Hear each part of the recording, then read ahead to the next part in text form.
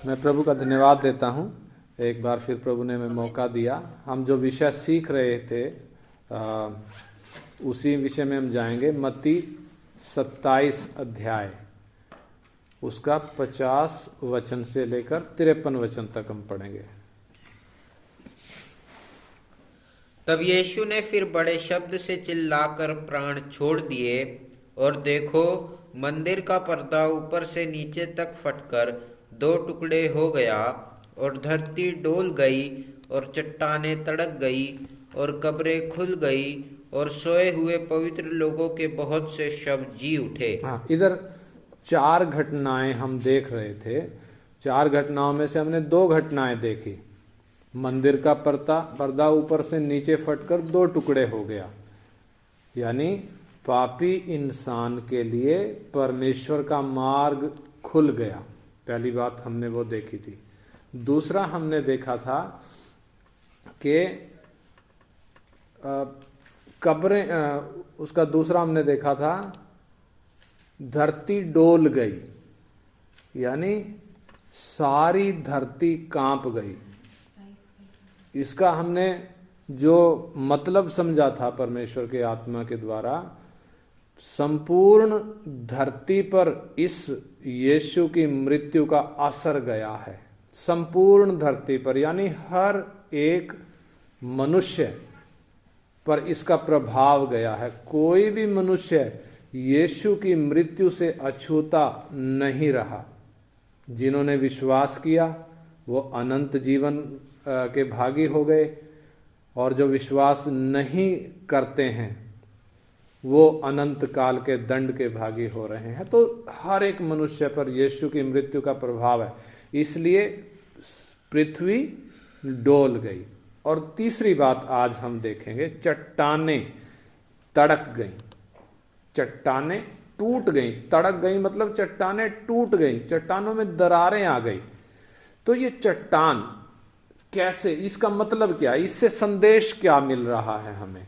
चट्टानें तड़कने से स्वर्ग हमें क्या संदेश दे रहा है?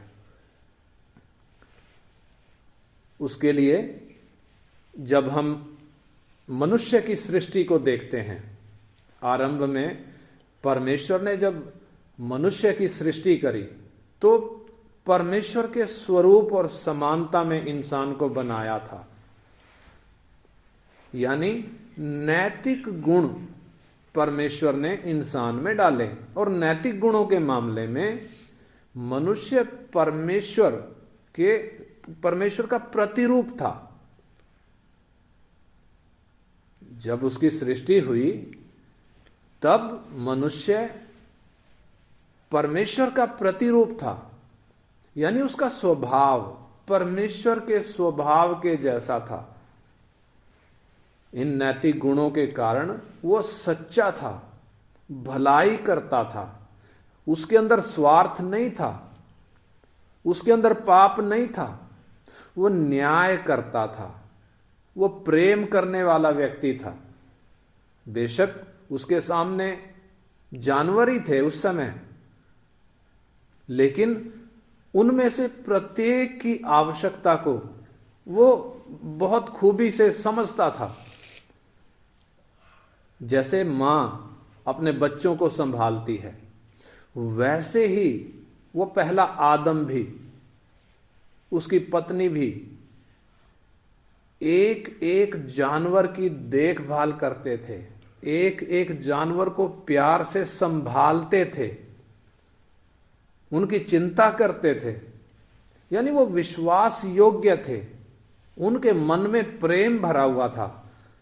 लेकिन गिरने के बाद जब इंसान ने पाप किया, इंसान जब गिर गया, परमेश्वर की महिमा से जब रहित हो गया, गिरने के बाद उसका मन कठोर हो गया। जैसे पत्थर कठोर होता है, पत्थर की तरह उसका मन कठोर हो गया। यह हेजकेल 36 अध्याय में लिखा है 26 वचन में कि परमेश्वर कहता है कि मैं तुम्हारी देह से पत्थर का हृदय निकाल कर, पत्थर का हृदय हो गया। इंसान का हृदय पाप के कारण कैसा हो गया? पत्थर का हृदय हो गया। यही कारण है कि मनुष्य पश्चाताप नहीं कर रहा, अपनी गलती नहीं मान रहा, अपना पाप नहीं मान रहा। परमेश्वर जब उसको पूछता है, क्या तूने वो फल खाया है जिसे मैंने मना किया था? आदम क्या कह रहा है? जिस स्त्री को तूने मेरे साथ रहने को दिया उसने मुझे खिलाया। यानी अपने सृष्टिकर्ता पर उंगली उठा रहा है, अपनी पत्नी पर भी उंगली उठा रहा है कि उसने मुझे खिलाया। और जब परमेश्वर ने उसकी पत्नी को पूछा, हव्वा को जब पूछा, तूने ये क्या किया, तो वो भी क्या कहती है? सर्प ने मुझे बहका दिया। यानी पाप के कारण इंसान का मन पत्थर की तरह कठोर हो गया, ना तो अपनी गलती मानने को तैयार है, ना ही पश्चाताप करने को तैयार है। पाप के कारण वो इतना कठोर हो गए, ना केवल एक दूसरे पर आरोप लगा रहे हैं बल्कि परमेश्वर पर भी उंगली उठा रहे हैं। और आदम की जब अगली पीढ़ी को हम देखते हैं, कैन और हाबिल, जो पहले दो पुत्र आदम और हव्वा को हुए, बड़ा कैन, छोटा हाबिल। कैन के भी हम कठोर मन को देख सकते हैं, कैसे उसने अपने भाई, छोटे भाई को जान से मारा अपने मन की कठोरता के कारण। और जब परमेश्वर ने उसको पूछा कि तेरा भाई कहां है, तो वो क्या कहता है? मुझे नहीं मालूम, क्या मैं अपने भाई का रखवाला हूं? यानी अपने भाई को जान से मारकर वो कैसी बात कर रहा है। उसको जरा सा भी पश्चाताप नहीं है और जरा सा भी उसका मन टूटा नहीं है। कितना कठोर मन है। ये कठोर मन क्यों हो गया? ये पाप के कारण हो गया। पाप के कारण इंसान की ऐसी दशा हो गई। और जब हम नूह के समय में देखते हैं, उत्पत्ति 6 अध्याय का 5 वचन हम पढ़ें। उत्पत्ति 6 अध्याय का 5 वचन। उत्पत्ति 6 का 5, जल्दी से। यहोवा ने देखा कि मनुष्यों की बुराई पृथ्वी पर बढ़ गई है और उनके मन के विचार में जो कुछ उत्पन्न होता है वह निरंतर बुरा ही होता है। हाँ, देखिए, नूह के समय में जब परमेश्वर ने जल प्रलय लाकर मानव जाति को नष्ट किया, तब भी हालत कैसी थी? मनुष्य की बुराई पृथ्वी पर भर गई थी। उनके मन के विचार में जो कुछ भी उत्पन्न होता था वो निरंतर बुरा ही उत्पन्न होता था। और जब हम देखते हैं प्रभु यीशु मसीह इस धरती पर आए, यानी सर्वशक्तिमान परमेश्वर इस पापी इंसान को पाप की गुलामी से आजाद करने के लिए, उसको जीवन देने के लिए, जब मनुष्य का शरीर धारण करके इस धरती पर जब परमेश्वर आया, इस कठोर मन वाले व्यक्ति ने उस निर्दोष के साथ कैसा व्यवहार किया हम अच्छे तरीके से जानते हैं। किस तरीके से कोड़े मार मार कर खाल उधेड़ दी, मांस निकाल दिया, हड्डियां दिखाई देने लग गई, हड्डियों के सारे जोड़ खुल गए, मुंह पर थूका है, दाढ़ी नोची है, हाथ पैरों में कीलें ठोक कर, सिर पर कांटों का ताज डालकर क्रूस पर टांगा हुआ है। और उससे भी जब पेट नहीं भरा, पसली में भाला मारकर खून की लास्ट बूंद जो दिल में थी वो भी निकाल डाली। यानी हे कठोर व्यक्ति, हे कठोर मन वाले व्यक्ति, हे पत्थर दिल इंसान, तू, तेरा दिल जरा सा भी पसीजता नहीं है। आज हम अपने चारों ओर देखें, आज भी तो यही दशा है। आज के समय में भी तो इंसान के कठोरता का असर हमें चारों ओर दिखता है। चारों ओर आप अखबार पढ़कर देख लें, आप टीवी पर समाचार सुनकर देख लें, इंसान की कठोरता के उदाहरण पटे पड़े हैं, भरे पड़े हैं। क्यों ऐसा है? यिर्मयाह 17 अध्याय का 1 वचन हम पढ़ें। यिर्मयाह नबी की पुस्तक 17 अध्याय उसका 1 वचन। यहूदा का पाप लोहे की टांकी और हीरे की नोक से लिखा हुआ है, वह उनके हृदय रूपी पटिया और उनकी वेदियों के सींगों पर भी खुदा हुआ है। हाँ, इधर लिखा है इंसान के मन पर जो पाप का असर हुआ है वो कैसा है? लोहे के पेन से लिखा गया है, यानी इतना खोद कर लिखा हुआ है जो मिट नहीं सकता। इधर लिखा लोहे की टांकी, यानी लोहे की कलम से और हीरे की नोक से लिखा हुआ है। कागज पर जब पेन से लिखते हैं तो वो पेन वो हीरे की नोक या लोहे की कलम से नहीं लिखा जाता, परंतु मन वो मांस का नहीं रहा, पाप के कारण वो पत्थर का हो गया, इसलिए उसको कठोर नोक के द्वारा खोदा गया है जो मिट नहीं सकता। ये हालत इंसान की है। एक और वचन मनुष्य के मन की हालत दर्शा रहा है, जो सबोपदेशक 8 अध्याय का 11 वचन। सबोपदेशक 8 अध्याय उसका 11 वचन हम पढ़े।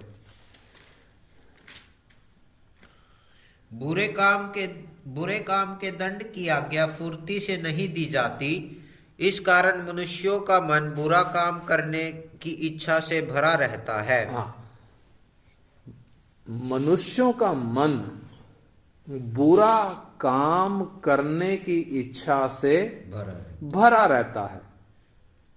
ये हालत है इंसान के मन की। और इसका 9 का 3 भी पढ़े, 9 अध्याय का 3 वचन। जो कुछ सूर्य के नीचे किया जाता है उसमें यह एक दोष है कि सब लोगों की एक सी दशा होती है और मनुष्यों के मन में बुराई भरी हुई है। मनुष्यों के मन में बुराई भरी हुई है और जब तक वे जीवित रहते हैं उनके मन में बावलापन रहता है। हाँ, जब तक जिंदा हैं मन में क्या भरा हुआ है? बावलापन, पागलपन भरा हुआ है, मन में बुराई भरी हुई है। समाज में हम देख सकते हैं, हर देश की यही हालत है, हर मनुष्य की यही हालत है। और यिर्मयाह 17 का 9 भी पढ़े। यिर्मयाह 17 का 9, यिर्मयाह 17 का 9। मन तो सब वस्तुओं से अधिक धोखा देने वाला होता है, उसमें असाध्य रोग लगा है, उसका भेद कौन समझ सकता है। हाँ, देखिए मन की दशा परमेश्वर का वचन कितना स्पष्ट तरीके से हमें समझा रहा है। मन तो सब वस्तुओं से ज्यादा धोखा देने वाला होता है। धोखा देने वाली बहुत सी चीजें होती हैं, लेकिन बाहर के धोखे को छोड़ दीजिए, धोखा देने वाला दुश्मन तो अंदर ही बैठा है। कौन? मन। सब वस्तुओं से ज्यादा धोखा यह मन देता है। इसमें असाध्य रोग लगा है, यानी जिस रोग का कोई इलाज नहीं है, ऐसा रोग इसमें लगा है। देखा, इसका भेद कौन समझ सकता है? कितनी टेढ़ी चालें इसमें भरी हुई हैं, कितना बुराई इसमें भरी हुई है, कैसा ला इलाज बीमारी इसमें लगी हुई है।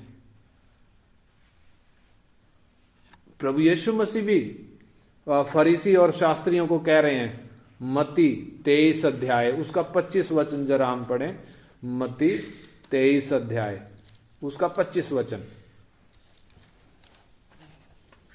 हे कपटी शास्त्रियों और फरीसियों, तुम पर हाय, तुम कटोरे और थाली को ऊपर ऊपर से तो मांजते हो, परंतु वे भीतर अंधेर और असंयम से भरे हुए हैं। हाँ, यानी इंसान का मन जरा देखें, बाहर से कपड़े तो अच्छे पहने हैं, सुंदर कपड़े डाले हैं, चेहरे को भी खूब चमका लिया है, परंतु अंदर से मन को जरा देखें।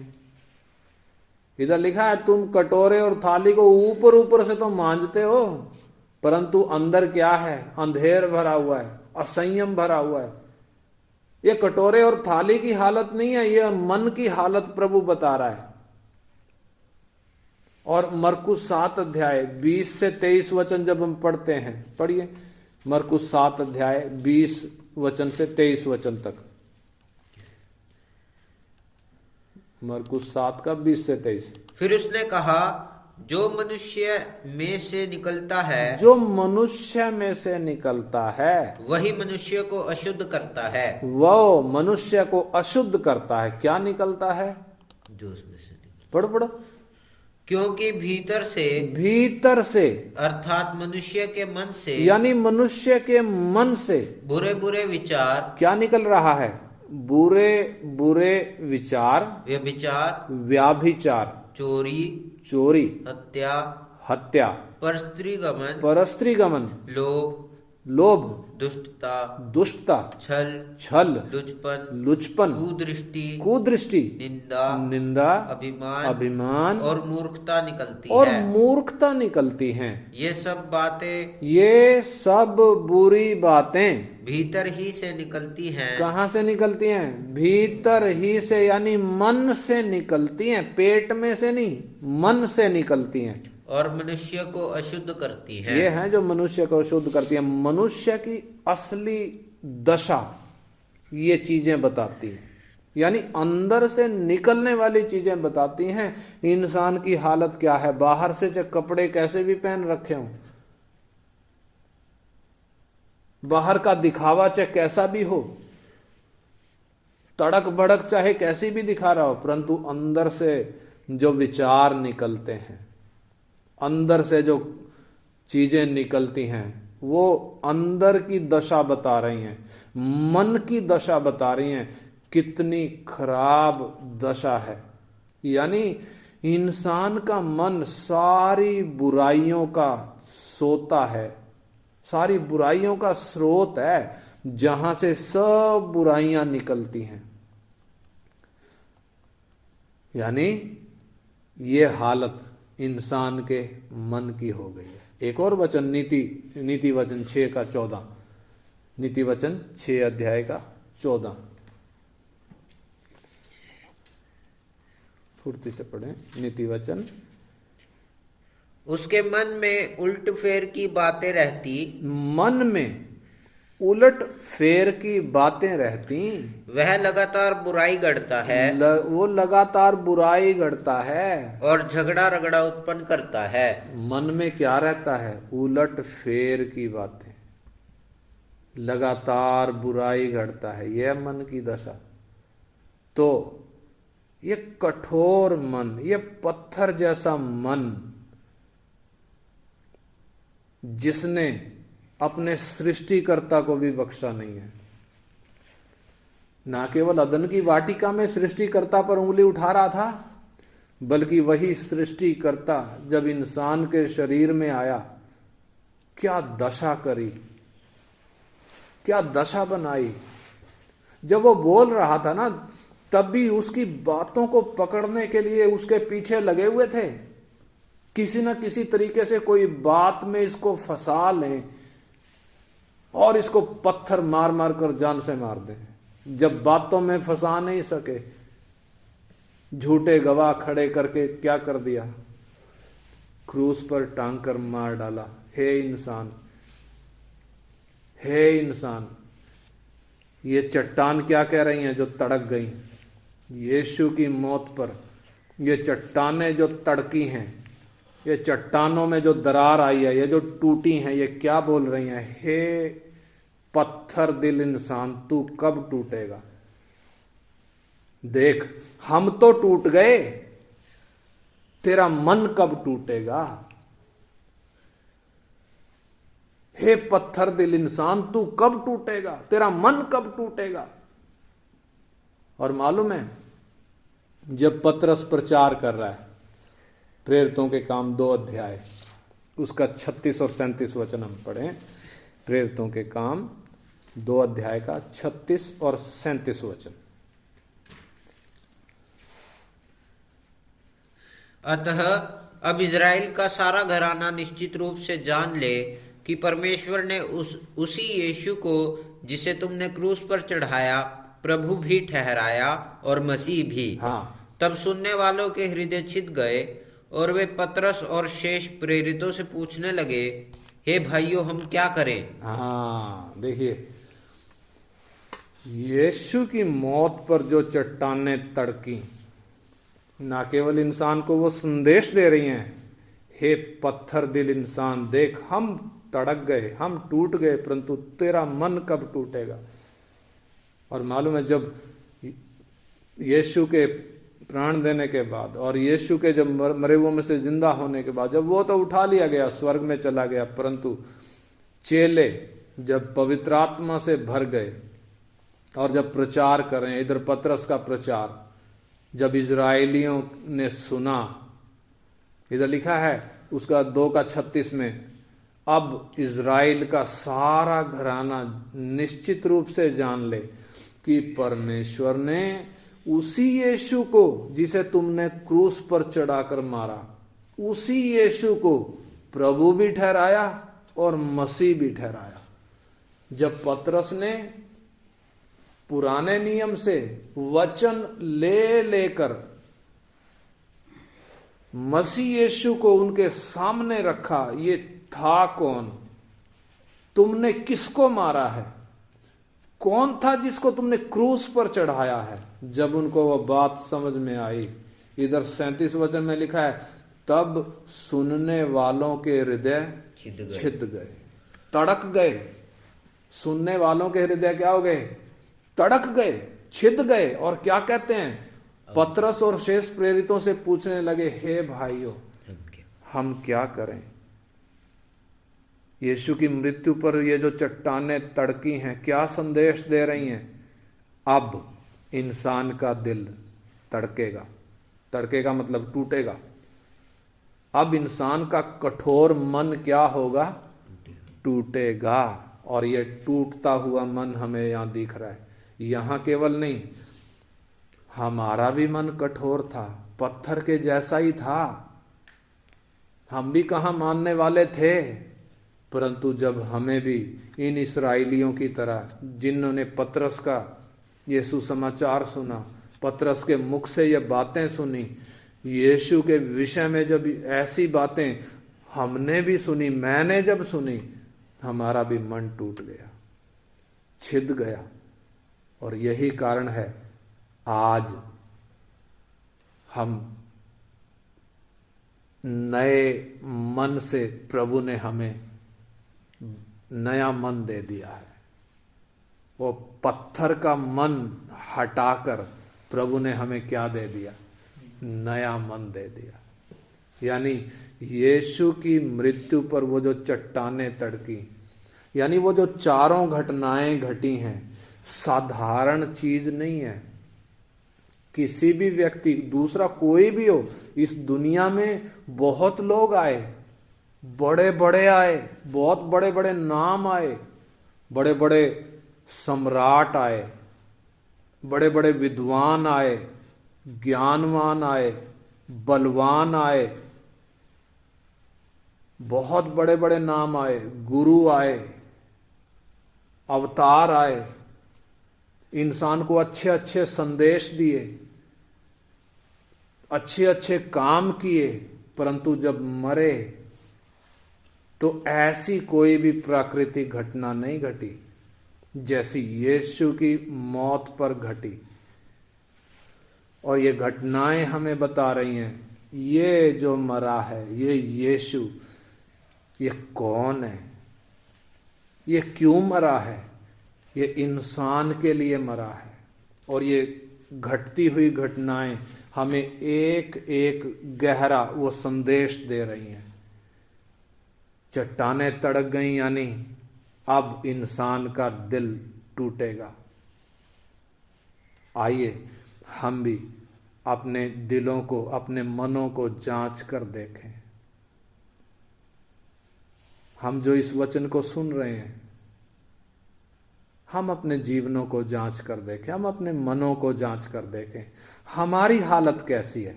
क्या मेरा भी मन कठोर है? हम जरा जांच कर देखें। या मेरा मन छिद गया यीशु का सुसमाचार सुनकर। मेरी हालत कैसी है?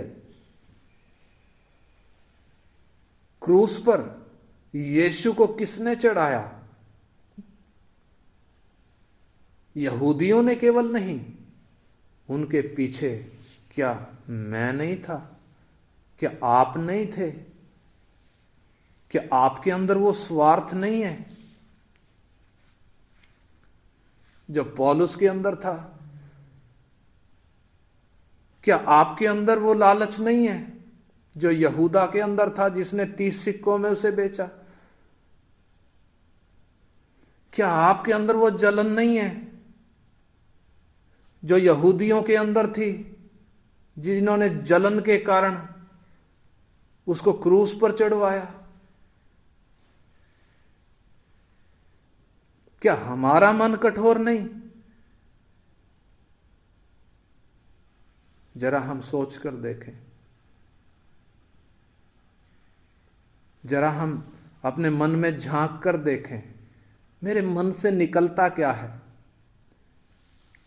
मेरे मन से, मेरा मन किन चीजों का सोता है? क्या प्रेम निकलता है? क्या दया निकलती है दूसरों के प्रति? क्या निकलता है अपने सृष्टिकर्ता के प्रति? क्या निकलता है? अगर अभी भी हमारा मन बुराई निकाल रहा है तो आइए, मन फिराने का अवसर है। चट्टानें तड़क चुकी हैं। यीशु की मृत्यु के कारण चट्टानें तड़क चुकी हैं। आइए हम भी अपने मनों को प्रभु के चरणों में रखें, जैसे इन इस्राएलियों के हृदय छिद गए। हम भी जरा इन वचनों पर गौर करें जो आज हमने सुने हैं, जरा इन पर गौर करें। ये यीशु कौन था जो क्रूस पर मरा? मरी तो दुनिया है, परंतु किसी के मरने पे ऐसी घटनाएं। और फिर इतना ही नहीं, वो तो जिंदा भी हो गया, तीसरे दिन जिंदा भी हो गया। शरीर की हालत क्या थी?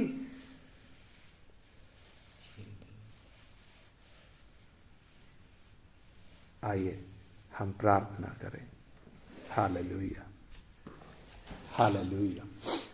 स्वर्गीय पिता, आपके इन पवित्र वचनों के लिए हम आपका धन्यवाद करते हैं।